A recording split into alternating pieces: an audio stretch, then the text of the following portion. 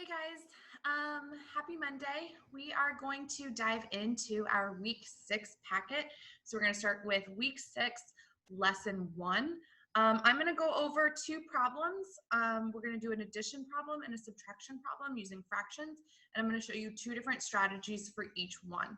So go ahead and get out a paper and pencil if you want to follow along with me.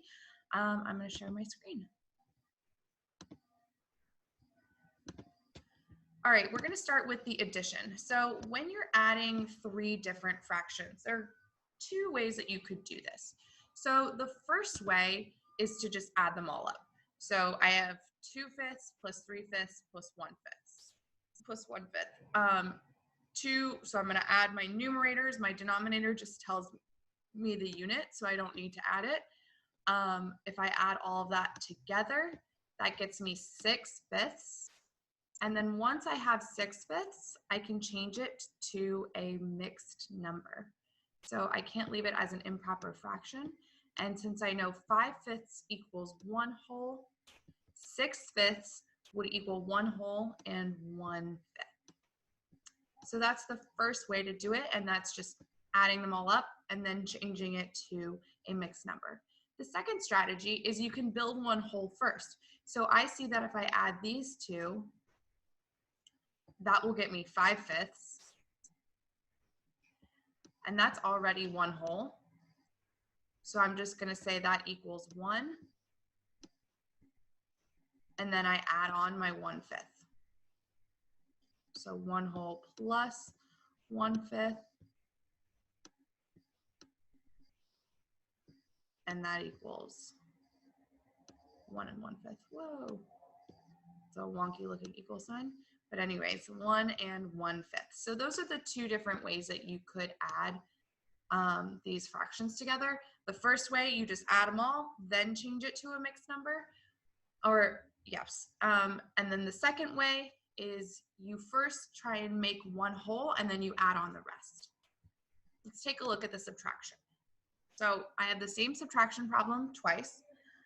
The first way, so if you notice here, if I try and take 1 and 2/5 and subtract 4/5, I don't have enough fifths to subtract my 4/5. I can't do 2/5 minus 4/5. So what I'm going to do is I'm going to change my mixed number to an improper fraction. So I know that 1 whole is 5/5 plus 2/5 is 7/5. So I'm going to change this to 7/5.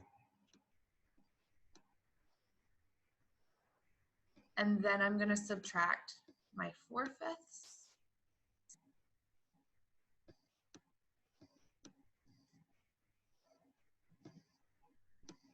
And that leaves me with 3/5. So I'm just doing 7 minus 4 is 3/5.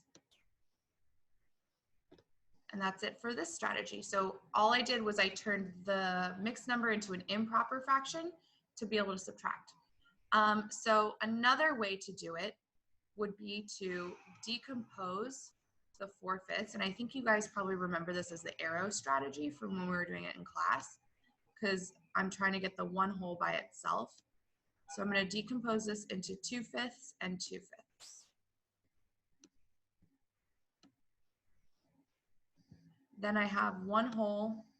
I'm just copying what's above. 1 whole and 2/5. I'm going to subtract one of the 2/5 first, minus 2/5. And that gets me 1 whole all by itself. And then I subtract the second 2/5. So I know that 1 whole is equal to 5/5 minus 2/5 equals 3/5. So this strategy is better if you don't want to change your mixed number into an improper fraction. If you're fine with changing your number to an improper fraction, then this one's better. So you can choose which one makes more sense to you. I want you to comment on this video, which one do you like better? And we're gonna check in today at 2 o'clock, Ms. Danforth and Ms. Johnston's homerooms for our math lesson. All right, I will see you guys later.